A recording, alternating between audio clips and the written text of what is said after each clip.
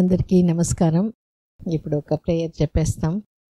ఇక్కడ చేరి ఉండే తల్లిదండ్రులందరూ కూడా మంచి బిడ్డ అంటే దీర్ఘాయుష్తో, మంచి ఆరోగ్యం, మంచి గుణాలు, మంచి తెలివితేటలు, తల్లిదండ్రుల మాటలు బాగా విని వాళ్ళకి తోడుగా లాస్ట్ వరకు ఉండడం, ఏ ఫీల్డ్ని ఎంచుకుంటున్నారో దాంట్లో హయ్యెస్ట్ సక్సెస్, మంచి మారల్ వాల్యూస్, దీంతో ఒక మంచి కుటుంబానికి, సమాజానికి మంచి బహుమతిగా మనం ఆ బిడ్డని ఇస్తాము అనే ఒక ఫీలింగ్, అనే ఒక పర్పస్ ప్రతి తల్లిదండ్రులని కూడా బాగా మోటివేట్ చేసి వాళ్ళని హ్యాపీగా, కాన్ఫిడెంట్గా ఉంచాలి. అట్లనే డెలివరీ కూడా స్మూత్గా, ఈజీగా, సేఫ్గా అయిపోవాలి అని మనస్ఫూర్తిగా ప్రార్థిస్తున్నాను. సో ఇప్పుడు మనం ఇక్కడ డెలివరీ అయిన వాళ్ళు వాళ్ళ ఎక్స్పీరియన్స్ మనతో షేర్ చేస్తారు. నా పేరు శ్వేత. నేను ఇక్కడే 6 months ట్రీట్మెంట్ తీసుకొని అంటే నాకు మ్యారేజ్ అయ్యి 3 years అయింది. 2 abortions అయినాయి. 2 abortions అయినాయని అంటే వెయిట్ గెయిన్ అయిపోయినాను. బాగా వెయిట్ గెయిన్ అయిన తర్వాత హైదరాబాద్లో ట్రీట్మెంట్ తీసుకున్నా. నాకేం సెట్ అవ్వలేదు. ట్యాబ్లెట్స్ అవన్నీ వాడాము, ఏం అవ్వలేదు. అంటే నాకు కొంచెం పీరియడ్స్ ఇర్రెగ్యులర్గా ఉన్నాయని మా అమ్మ ఇంకా నెల్లూరులో ఆండాల్ మేడం బాగా చూస్తారు, ఒకసారి వెళ్ళి ట్రై చేద్దాము, ఇక్కడ కూడా ఎట్లాగో హైదరాబాద్లో చేసుకున్నాం కాబట్టి ఇక్కడ కూడా ఒకసారి వెళ్ళి చూద్దాము, అయితే అయినట్టు, లేకపోతే ఇంకేదన్నా చేద్దాము అని అన్నారు. ఇక్కడికి వచ్చాము. ఇక్కడికి వచ్చిన తర్వాత అసలు ఎంటర్ అవ్వగానే నాకు చాలా పాజిటివ్ ఎనర్జీ వచ్చింది. మేడంతో మాట్లాడిన తర్వాత పాజిటివ్ ఎనర్జీ వచ్చింది. నాకు అంతకుముందు హైదరాబాద్ వెళ్ళిన తర్వాత అది కూడా మంచి హాస్పిటలే, అంతా మంచిగానే ఉంటుంది. కానీ ట్యాబ్లెట్స్ అవి రెగ్యులర్ ప్రాసెస్, అదంతా వెళ్ళామంటే ట్రీట్మెంట్ చేస్తారు, ట్యాబ్లెట్లు ఇచ్చేస్తారు.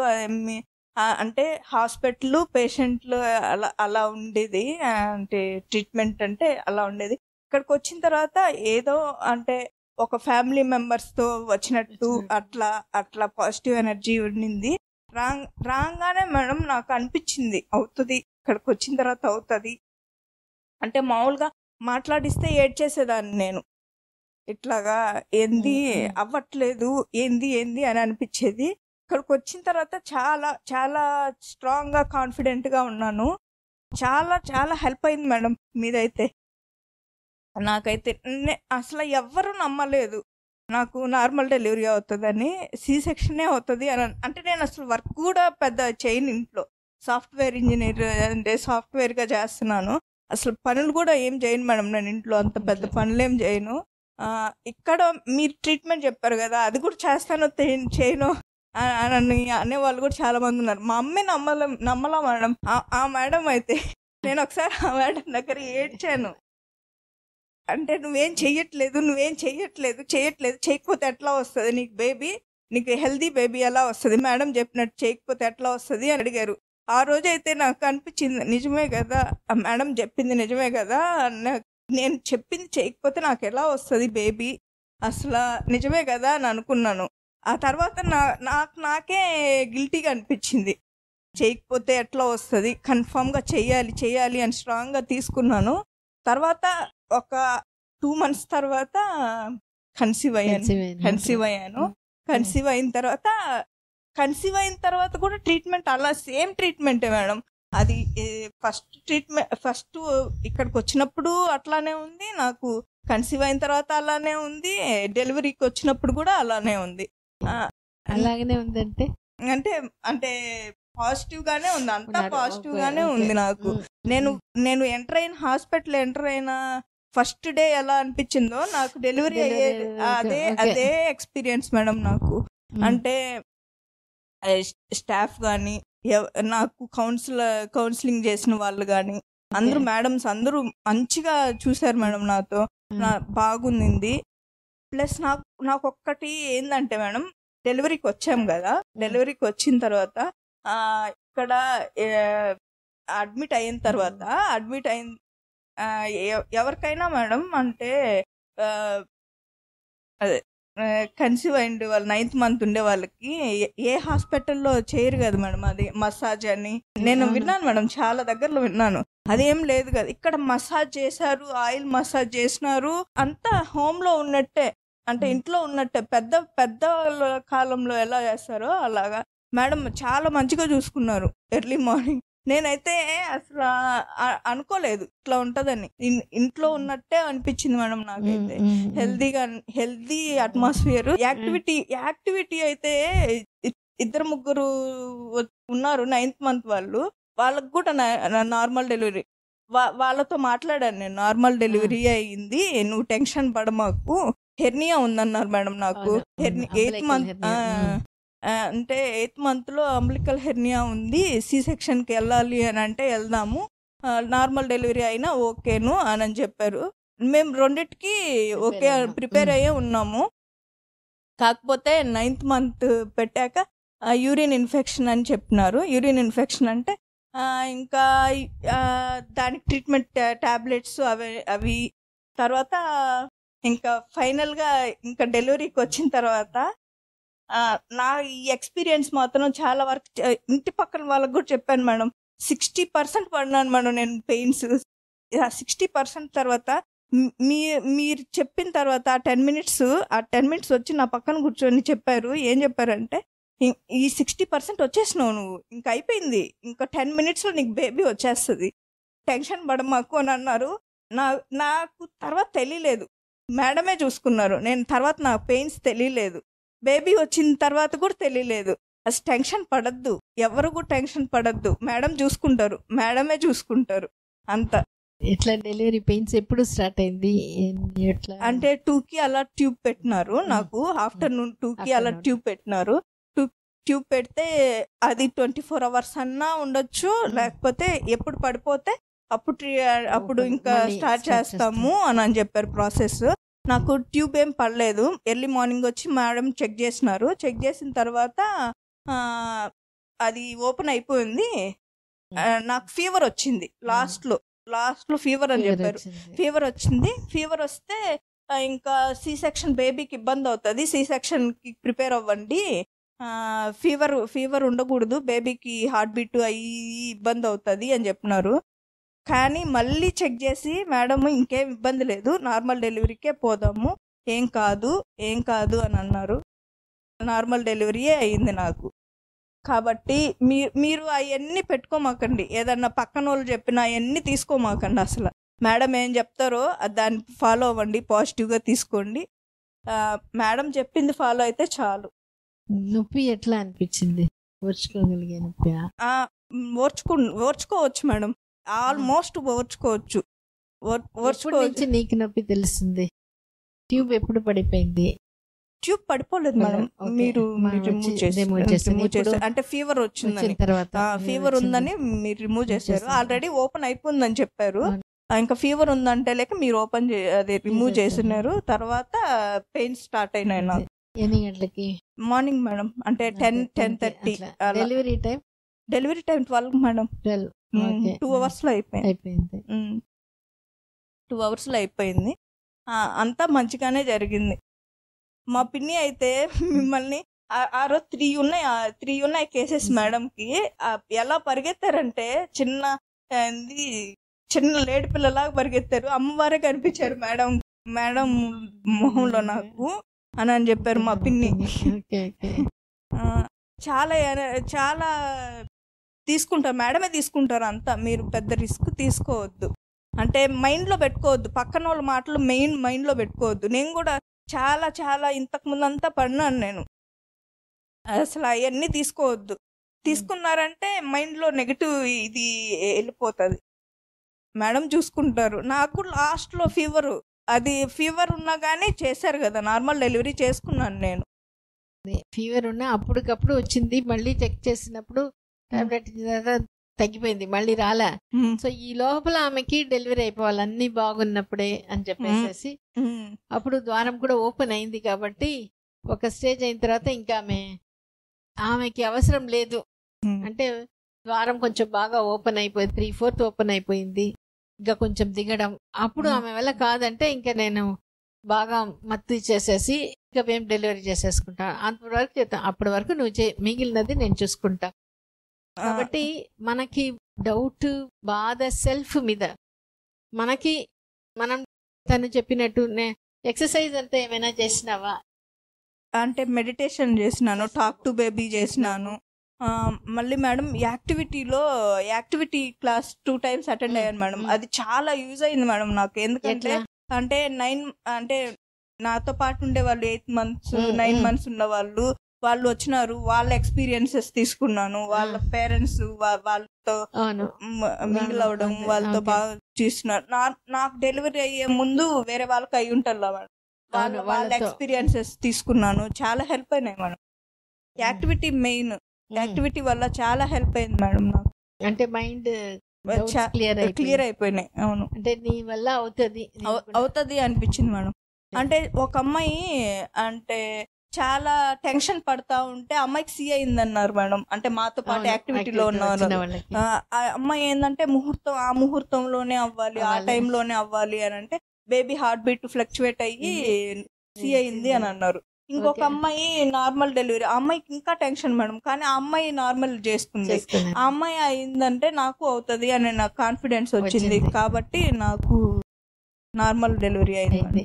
సో దీంట్లో ఒక ఇది ఏంటంటే కొంత టెన్షన్ ఉంటుంది, మన మీద మనకి డౌట్ ఉంటుంది, తర్వాత ప్రాసెస్ మీద. ఎందుకంటే డెలివరీ అనేది ఎట్లా అవుతుందో, ఎందుకంటే అది బిగినింగ్లో ఒక్కొక్కసారి ఖచ్చితంగా అవుతుంది అని నేను కూడా చెప్పలేను.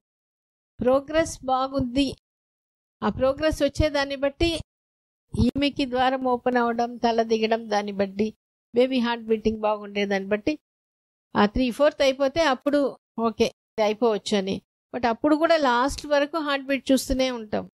ఏమాత్రం హార్ట్ బీటింగ్లో ఎక్కడైనా ప్రాబ్లం వచ్చిందంటే అవసరమైతే తల దిగడం టైం అవుతుంది, ఇప్పుడు కాదు అంటే సర్జరీకి వెళ్ళిపోతాం.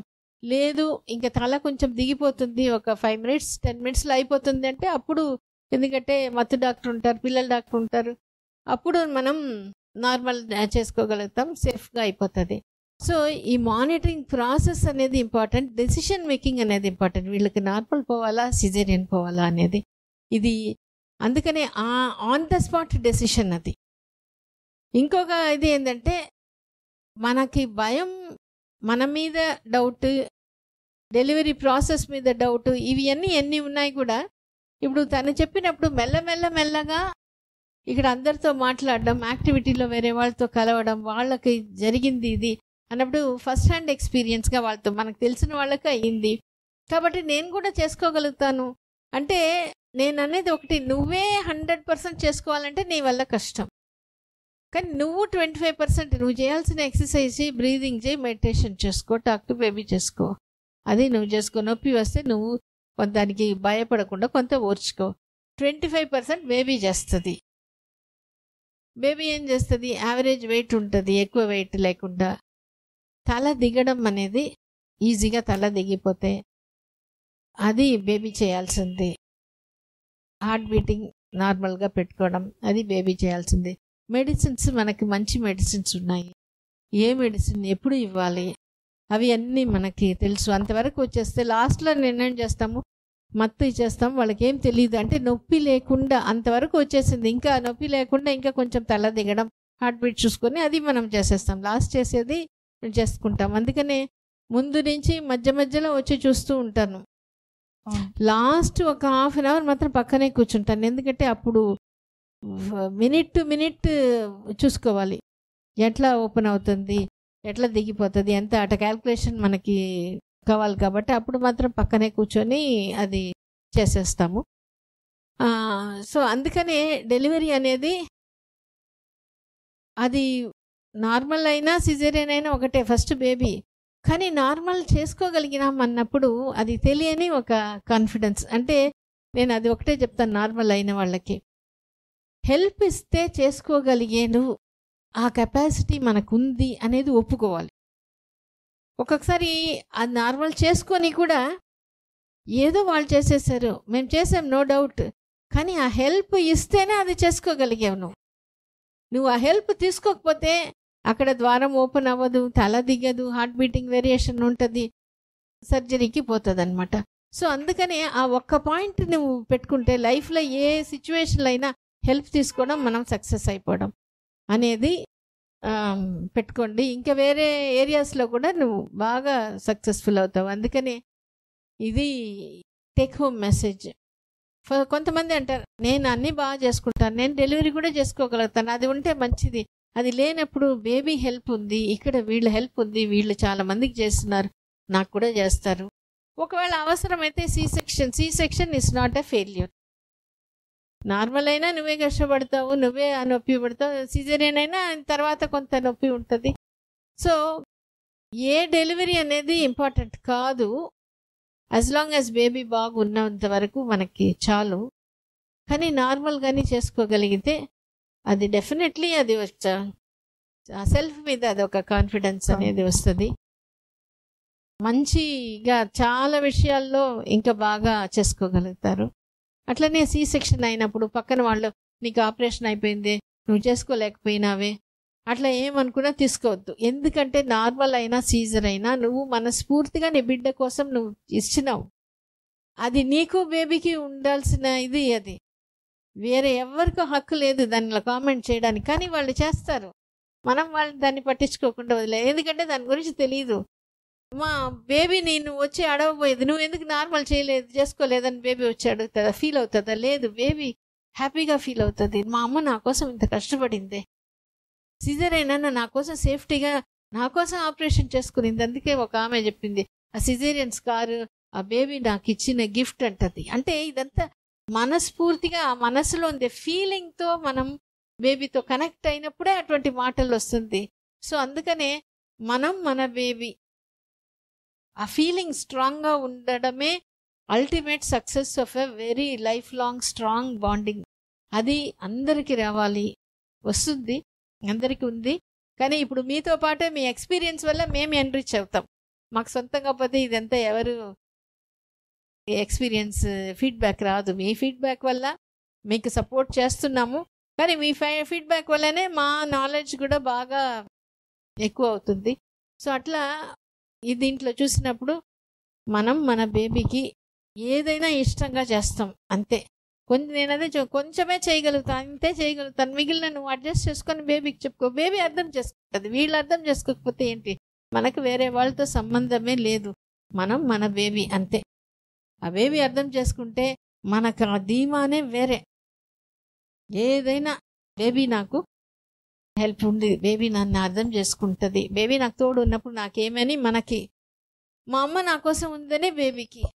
సో ఇంత బ్యూటిఫుల్ రిలేషన్షిప్ స్ట్రాంగ్ అయ్యేదానికి ప్రెగ్నెన్సీలో మనం ఇప్పుడు చేసుకునేటప్పుడు లైఫ్ లాంగ్ మనం బాగుంటాము. మంచి సొసైటీని మనం తయారు చేసుకోవాలి. ఎందుకంటే వన్స్ అగైన్ దిస్ బేబీ ఎట్లా ఉంటే rooted in love, success with integrity, ఆ స్ట్రాంగ్ మారల్ వాల్యూస్, మంచి సక్సెస్ అండ్ బాండింగ్. సో ఇది ఇట్లా ఉన్న బేబీస్నే మనం తీసుకురాబోతున్నాం. కాబట్టి వాళ్ళు వచ్చినప్పుడు ఆ సొసైటీ ఖచ్చితంగా చాలా మంచి సొసైటీని మనం తయారు చేసే దాంట్లో మనమంతు మనం అందరూ కూడా చేస్తున్నాము. Thank you, all the best, God bless you.